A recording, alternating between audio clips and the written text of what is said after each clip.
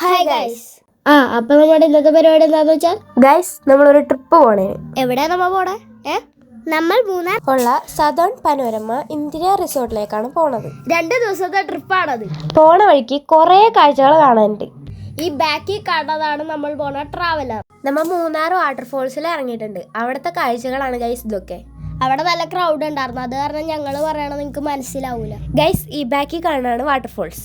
Guys അവിടെ വെള്ളം കുറച്ച് കുറവാണ്, കാരണം വേനൽക്കാലം ആയതുകൊണ്ട്. ഗൈസ് നിങ്ങളത് കാണുന്നുണ്ടോ? അതാ അവിടെ നോക്കൂ, അത് കുരങ്ങൻ. അങ്ങനെ വാട്ടർഫോൾസും കുരങ്ങനെയൊക്കെ കണ്ടിട്ട് നമ്മൾ അവിടെ നിന്ന് ഇറങ്ങി.